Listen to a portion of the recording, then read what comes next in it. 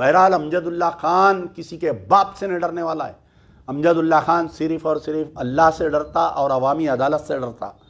अगर चाहे मेरे पर केसेस जैसा 9 साल में केसीआर साहब बहुत केसेस डाले, केसीआर की पुलिस बहुत केसेस डाले, अल्लाह सब में बरी कर दिया। 38 केसा थे। अल्लाह मेरे घर में एक अली का पहलवान एक है मेरे कने, मुजफ्फरुल्लाह खान एडवोकेट, अदालत में ठहर गया तो पूरे केसेस बंद हो जाते। अल्लाह ताला एक अली की ताकत वाला एक पहलवान मेरे घर में है, मुजफ्फरुल्लाह खान एडवोकेट। अरे राहुल गांधी बाबा, कल तक बीजेपी वाले तुम्हारे को क्या क्या की बोलते थे, कोई पप्पू बोलता था, कोई चप्पू बोलता था, कोई मिठा बोलता था, कोई खट्टा।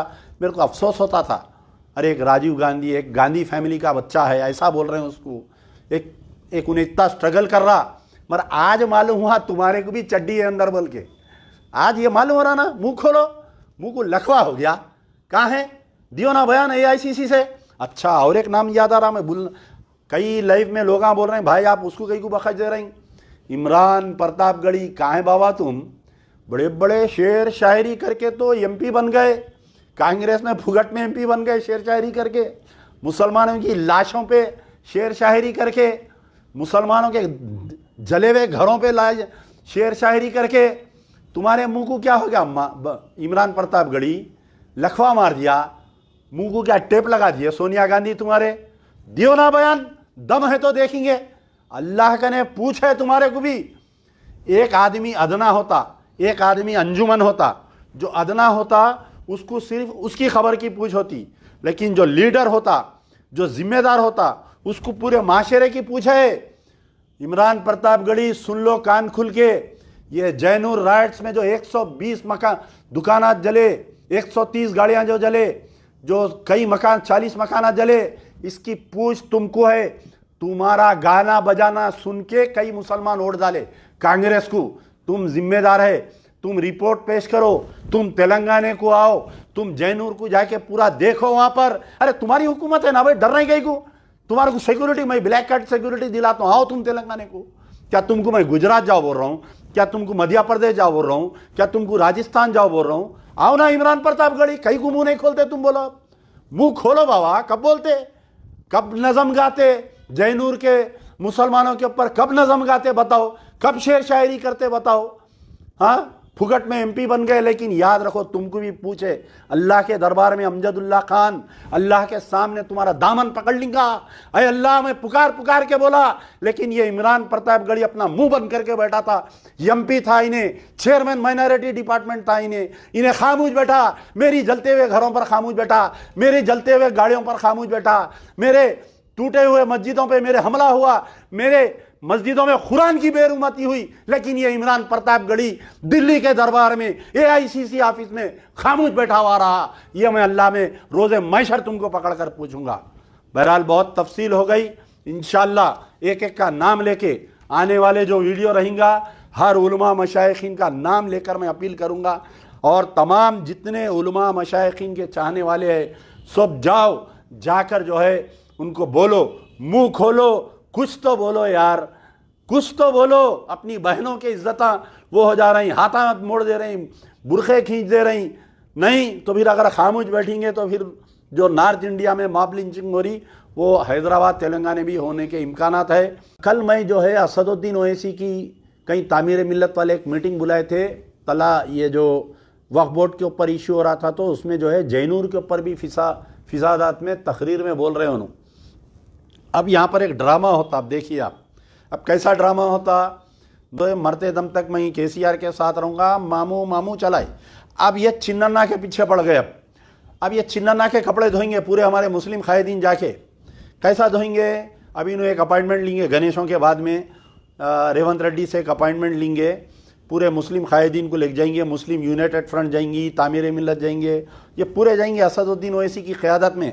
अफसोस अफसोस दर अफसोस ये बात है कि all India Muslim personal law board मौलाना खालिद सैफुल्लाह रहमानी साहब, बड़ा अफसोस के साथ मैं ये कह रहा हूँ कि आप जो है एक असदुद्दीन ओवैसी के एक PRO बन गए। आप असदुद्दीन ओवैसी, जो आप जब all India Muslim personal law board के चेयरमैन बने थे, all India Muslim personal law board के चेयरमैन बोले तो पूरे हिंदुस्तान के मुसलमानों की नुमाइंदगी करने वाला, आपको असदुद्दीन ओवैसी पहले लेके गए KCR का ने, KCR से आपको मिला कि ये KCR यानी ऐसा बताए कि पूरे मुसलमान आप बीआरएस को वोट दे देना बोल के। हालांकि होना तो ये चाहिए था कि केसीआर आपसे आके मिलना घर पे कि भाई एक तेलंगाना का आदमी जो है, तेलंगाना का कोई आदमी बड़ा पोस्ट पे गया तो मिनिस्टर उनके घर पे जाके मुबारकबाद देते। ऐसा नहीं हुआ। साबिक़ा देखिए आप, कोई all India Muslim personal law board, जब मुलायम सिंह यादव चीफ मिनिस्टर थे, अली मियां नदवी जब all India Muslim personal law board के सदर बने, उनके घर को आता था मुलायम सिंह। लेकिन यहां पर क्या हुआ, हमारा ताज है all India Muslim personal law board का सदर, मुसलमानों का ताज। तेलंगाना दक्कन से अगर कोई आदमी बना, हमारी नाक काट दिए। हमारे all India Muslim personal law board के सदर को लेके जाके पहले केसीआर कने बिठा दिए। कई को बिठाए इलेक्शन के सामने मुसलमाना बीआरएस को वोट देना बोल के। चलो उन्होंने हार गए, मामू बैगन में मिल गए, मामू का सत्यानाशा हो गया। 9 मस्जिदें शहीद करे, 5 आलेर एनकाउंटर में मार दिए, किशनबाग राइट्स में। अरे कई लोग आके मेरे को सोशल मीडिया पे बोल रहे हैं, अरे भाई आप ही कांग्रेस की तायद करें। मैं नहीं करा भाई कांग्रेस की तायद, मैं बीआरएस की मुखालिफत करा। और लोग बोलते केसीआर बहुत अच्छा चीफ मिनिस्टर था, लाइट नहीं बंद होती थी उसके पीरियड में, फिसादा नहीं होते। अरे बेवकूफ़ हो, माजी उठा के देखो, नहीं मालूम है तो सोशल मीडिया पे कमेंटा मत करो। बीआरएस के पीरियड में उन्होंने चीफ मिनिस्टर बने तो 24 घंटे में किशनबाग राइट्स हुआ था, जो सरदारजियों का झंडा जला दिए थे। सरदारजियाँ निकल के तकरीबन 60-70 मुसलमानों के घरों पे नुकसान पहुंचाए। उसके बाद में ये केसीआर की गवर्नमेंट कोलैटरल केसेस डाल के 102 बच्चों को केसेस में बुक करी। 3 साल तक बच्चे कोर्ट को फिरे, 6-6 महीने जेल में थे। ये केसीआर के पीरियड में हुआ।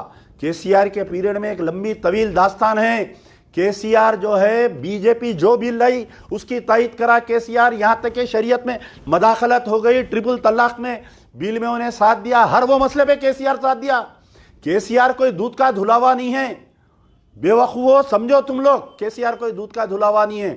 लेकिन हमारे भांजे क्या करे, मामू की तायद करे। हमारे ताज all India Muslim personal law board को लेके जाके सीएम केसीआर के सामने पेश करे। बड़े अफसोस हुआ मुझे जब देख के, एक इतना बड़ा हमारा आलिम जाके ऐसा कैसा हो गया।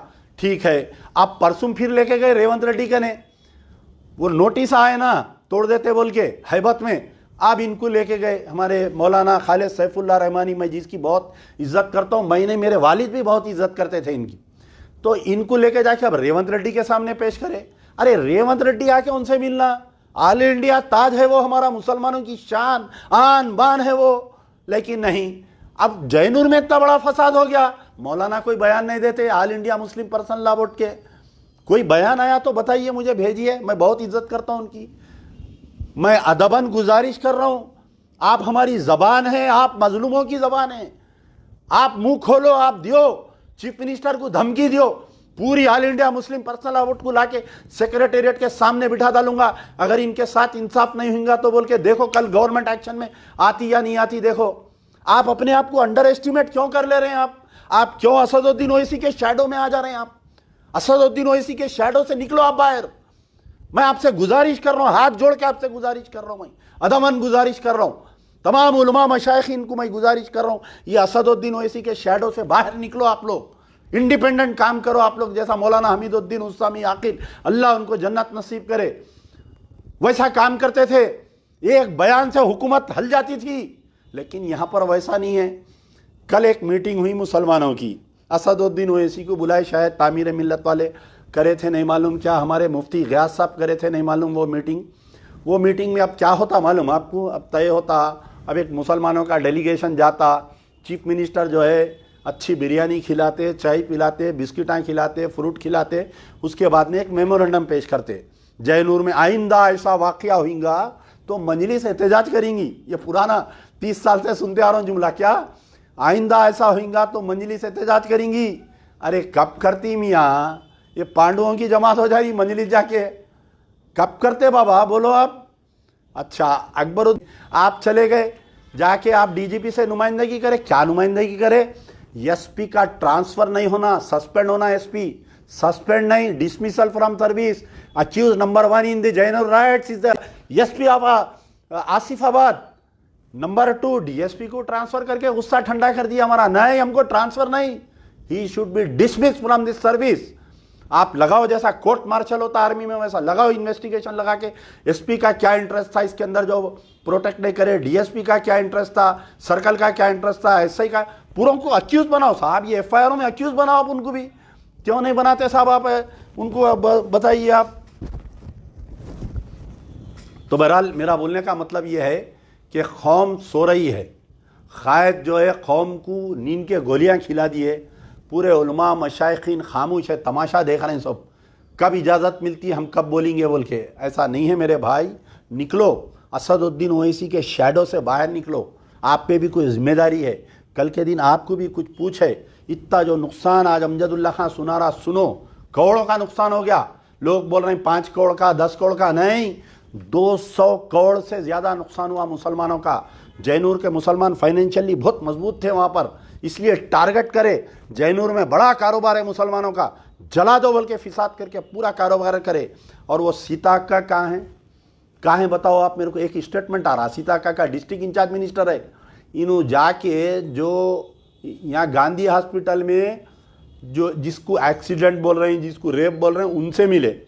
फिर इन्हों जैनूर गए, मैं जिस दिन था इन्हों आए गाड़ी में बैठ के सामने, हाथ बता रहा हूँ नहीं रुके, नहीं तो कभी भी देख के गाड़ी में से उतरते, मिलते, दावतों में मिलते, अच्छी बात करते। लेकिन अब मंत्री है ना, बोल भरी भी रहती, अब नहीं रुकते। अब इन्हों चले गए सीटियाँ मार के, टुई सीटियाँ मार के गए अंदर। जाने के बाद में क्या करे, अब वहाँ जाके सिर्फ और सिर्फ जो गैर मुस्लिमों का नुकसान हुआ वो देख के आए इन्हों। देखिए आप, एक दलित लेडी सरेंडर्ड नक्सलाइट, हम उनको कितना चाहते थे और उनका रवैया हमारे साथ क्या है, आते ना माँ, इलेक्शन आता ना, देखेंगे तुम्हारी जमानत भी नहीं बचती, वैसा देखेंगे हम।